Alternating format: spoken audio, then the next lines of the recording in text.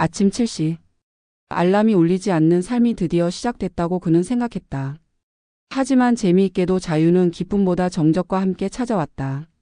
출근하지 않아도 되는 첫날, 그는 해방감보다 어색함을 먼저 느꼈다. 문제는 그 어색함이 하루가 지나도 한 주가 지나도 사라지지 않았다는 점이었다. 실제 파이어족 인터뷰에서 가장 많이 등장한 표현은 의외로 막막함이었다. 대부분 파이어족은 경제적 독립이라는 목표에 오랜 기간 집중했지만 정작 그 이후의 일상은 계산하지 못했다. 그리고 그 빈 공간을 가장 먼저 채운 것이 외로움이었다. 한 40대 조기 은퇴자는 이렇게 말했다. 좋아하는 일을 하겠다고 은퇴했는데 막상 해보니 누구와도 공유할 사람이 없더라고요. 그는 아침에 일어나면 커피를 내리고 산책을 하고 운동을 하고 독서를 했다. 겉보기엔 완벽한 파이어족의 하루처럼 보였다.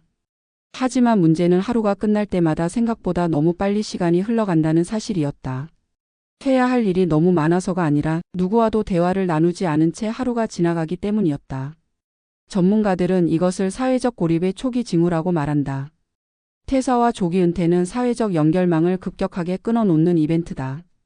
특히 직장 동료와의 연결이 인생에서 차지하는 비중이 컸던 사람일수록 은퇴 후 빈자리는 훨씬 크게 느껴진다. 한 심리학 연구에서는 사람이 하루 평균 경험하는 긍정 감정의 60% 이상이 타인과의 상호작용에서 나온다고 말한다. 하지만 파이어족 초기 생활에서는 이 상호작용이 거의 사라진다. 경제적 자유보다 먼저 찾아오는 외로움은 이런 구조적 이유에서 시작된다.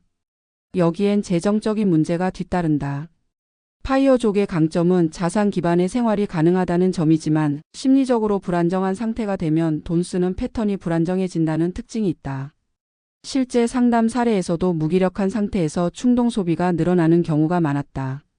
반대로 극단적 불안 상태에서는 지출을 과도하게 줄이며 삶의 질을 스스로 무너뜨리는 악순환을 만들기도 한다.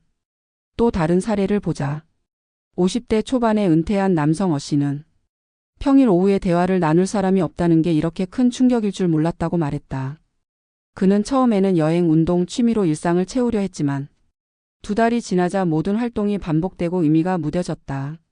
사람은 자유로운 시간보다 의미 있는 관계를 선호하는 존재라는 것을 깨달은 순간이었다.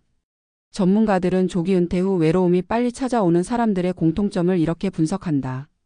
첫째, 일 중심의 정체성이 강했다는 점. 둘째, 직장 외의 사회적 관계망이 충분하지 않았다는 점. 셋째, 하고 싶은 일보다 하기 싫은 일을 피하는 것에 초점을 둔 은퇴였다는 점. 이런 공통점은 파이어족의 하루가 단순한 자유가 아니라 진공 상태의 하루로 변하는 근본 원인이 된다. 그렇다면 해결책은 무엇일까? 전문가들이 강조하는 첫 번째 해법은 관계 재구축이다. 은퇴 후 만나고 싶은 사람들을 의도적으로 정리하고 주기적으로 연락하거나 새로운 동호회, 학습 모임, 자원봉사에 참여하는 것이다. 사람과의 연결은 외로움을 없애는 것이 아니라 하루의 구조를 다시 만들고 정체성을 재건하는 힘이 된다. 두 번째는 의미 활동의 설계다. 돈을 벌지 않아도 되지만 인간은 누군가에게 도움이 되는 활동을 할 때 심리적 안정이 생긴다. 주 1회라도 봉사활동이나 지역활동에 참여하는 것만으로도 사회적 고립의 위험은 급감한다. 세 번째는 재정 구조의 안정화다. 불안정한 심리 상태는 지출 패턴을 흔들고 이는 다시 불안을 자극하는 악순환을 만든다. 따라서 은퇴 초기에는 지출 루틴을 정하고 월별, 주별로 돈의 흐름을 안정화하는 것이 매우 중요하다. 이 안정감이 심리적 회복의 기반이 된다. 오늘 이야기의 핵심은 이것이다. 파이어족의 하루는 자유로 시작되는 것 같지만 진짜 첫 번째 감정은 대부분 외로움이라는 사실이다. 하지만 이 외로움은 실패의 신호가 아니라 새로운 삶을 설계하라는 경고음에 가깝다. 우리는 일을 그만두는 순간 비로소 스스로를 다시 정의해야만 한다. 그리고 그 과정에서 만나는 외로움은 누구나 거치는 성장의 통로다. 그러니 외로움이 찾아왔다는 이유만으로 은퇴나 파이어족 선택을 후회할 필요는 없다. 그 외로움을 통해 내가 어떤 인간관계를 원하고 어떤 하루를 살고 싶은지 다시 묻는 과정이 시작되기 때문이다. 오늘 영상을 통해 파이어족의 하루가 단순한 자유의 시작이 아니라 새로운 의미를 찾아가는 여정의 출발점이라는 것을 함께 이해하는 시간이 되었기를 바란다. 자유를 얻기 위해 달려왔던 사람들에게 가장 먼저 도착하는 감정이 외로움이라는 사실은 언제나 아이러니하게 느껴진다.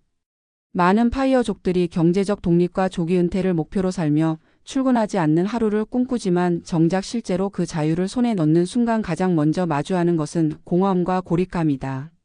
이는 한 개인의 문제가 아니라 구조적이고 심리적인 변화가 동시에 일어나기 때문이다. 직장이라는 공간은 단순히 노동의 장소가 아니라 인간관계와 역할과 정체성을 보장하는 사회적 무대다. 이 무대를 떠나는 순간 사람들은 생각보다 큰 기능적 상실과 정서적 공백을 경험한다. 은퇴자와 파이어족을 대상으로 한 여러 심리 연구에서도 비슷한 현상이 반복적으로 관찰된다. 사람은 하루 동안 경험하는 긍정 감정의 대부분을 타인과의 상호작용에서 얻는데 조기 은퇴 직후에는 이 상호작용이 급격히 감소한다. 특히 직장 동료와의 관계가 일상에서 차지하는 비중이 컸던 사람 이 상실이 심각하게 나타난다. 직장에서는 이야기할 사람이 있었고 점심을 함께 먹을 동료가 있었고 누군가와 해결해야 하는 문제가 있었다. 하지만 은퇴 후에는 누군가 나를 기다려주는 사람도 나에게 기대는 사람도 사라진다. 이런 변화는 처음에는 해방감으로 느껴질 수 있다. 하지만 시간이 지나면 자유와 고립의 경계가 빠르게 흐려지며 정적인 하루가 이어진다. 한 파이어족 남성의 이야기가 있다. 그는 오랜 직장 생활을 마치고 조기 은퇴를 선택하면서 이제 진짜 하고 싶은 일을 하며 살 수 있을 것이라고 확신했다. 하지만 일주일이 지나자 그는 자신이 하루 동안 단 한 명과도 대화를 나누지 않았다는 사실을 깨달았다. 커피를 내리고 산책을 하고 독서를 하고 운동을 하는 일상이 반복되었지만 그 모든 활동이 혼자만의 세계에서 이루어지고 있었다. 누군가에게 말할 필요도 없고 누군가가 궁금해할 문제도 없었다. 그는 은퇴 후 혼자만의 생활 루틴이 안정적인 일상처럼 보였지만 실제로는 사회적 단절의 징후였다는 걸 뒤늦게 깨달았다. 이런 경험은 많은 파이어족들에게 공통적으로 나타난다. 파이어족이 흔히 착각하는 것은 자유로워지면 행복도 자연스럽게 따라올 것이라는 기대다. 하지만 심리 구조는 그렇게 단순하지 않다. 인간은 자유만으로는 살아갈 수 없고 누군가와 연결되고 있다는 감각이 있어야 안정감을 유지한다. 직장에서 벗어나는 순간 의도치 않게 그 연결이 통째로 끊어진다. 자유가 생겼지만 그 자유를 함께 나눌 사람이 없는 상태. 이것이 많은 파이어족이 은퇴 초기에 겪는 외로움의 본질이다. 그 외로움은 재정에도 영향을 미친다.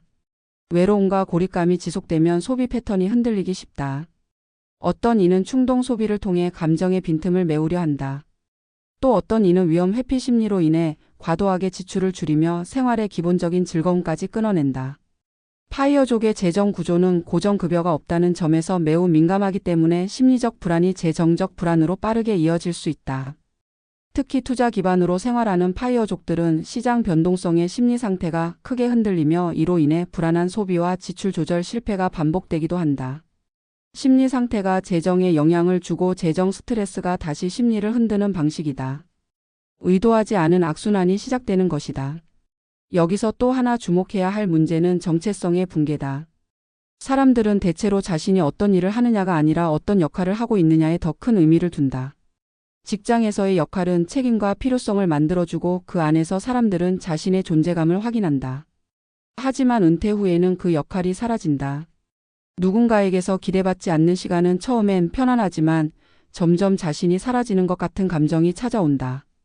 하나의 역할을 잃었다는 사실은 단순한 직업의 상실이 아니라 정체성의 공백이다. 특히 자존감이 직업적 성취에 기반했던 사람 은퇴 후 멘털 붕괴 위험이 더 높다. 실제 상담 사례에서도 파이어족 중 상당수가 은퇴 후 몇 개월 동안 자신이 무슨 일을 해야 할지 모르겠다는 말을 반복했다.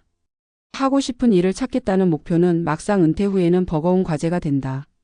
사람은 자유로워질수록 더 많은 자기결정과 선택을 해야 하고 이 결정에 부담이 쌓이면 무기력이 발생한다. 즉 자유는 책임을 요구하고 책임은 심리적 에너지를 요구한다. 이 에너지의 소모가 예상보다 커지면 은퇴자들은 스스로를 잃어버린 기분을 경험하게 된다. 사회적 관계의 변화도 파이어족이 예상하지 못한 어려움 중 하나다. 직장을 떠나면 자연스럽게 인간관계는 줄어든다. 그리고 남는 관계는 대부분 가족으로 한정된다. 많은 파이어족이 2단계에서 예상하지 못한 갈등을 경험한다. 하루 대부분의 시간을 혼자 보내다 보니 감정 기복이 커지고 대화 상대가 배우자뿐이 되면서 사소한 갈등도 확대된다. 배우자는 상대의 외로움을 모두 받아줄 수 없고 파이어족은 그 공백을 채우기 위해 더 많은 의존을 하게 된다. 이런 구조는 시간에 따라 관계의 부하를 높이며 결국 가족 관계를 소진시키는 위험을 만든다. 은퇴 후 가족 관계가 흔들리는 이유가 대부분 개인의 문제가 아닌 구조적 변화 때문이라는 점에서 더욱 주의가 필요하다. 그렇다면 파이어족이 외로움과 공허감을 넘어 지속 가능한 삶을 꾸리기 위해서는 무엇이 필요할까? 첫 번째는 관계의 재설계다. 은퇴 후 관계가 자연스럽게 유지되기를 기대하는 것은 현실적이지 않다. 관계는 능동적으로 유지해야 하고 은퇴 후에는 업무라는 접점이 사라지기 때문에 더욱 적극적인 관리가 필요하다. 동호회나 소규모 커뮤니티에 참여하는 일은 외로움을 병리적으로 키우기 전에 삶의 구조를 다시 만드는 데 큰 도움이 된다. 주기적으로 만나 대화를 나누는 사람을 확보하는 것은 심리적 안정의 핵심이다. 두 번째는 의미 활동의 구축이다. 파이어족의 가장 큰 장점은 시간의 자유다.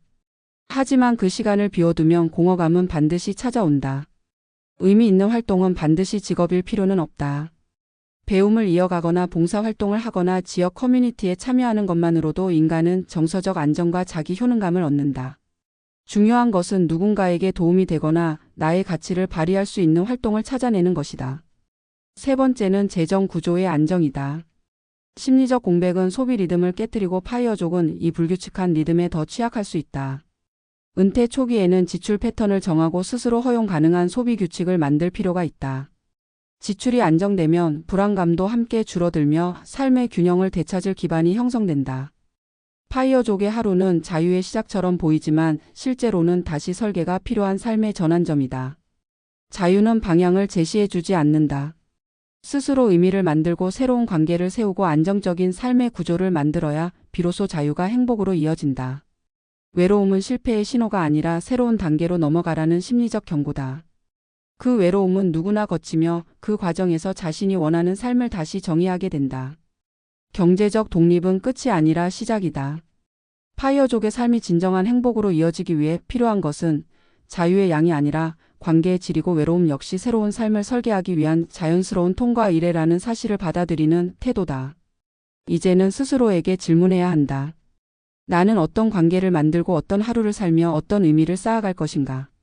이 질문의 답을 찾아가는 과정이야말로 파이어족의 진짜 여정이며 자유가 외로움을 넘어 삶의 힘이 되는 순간이 찾아오는 시점이다.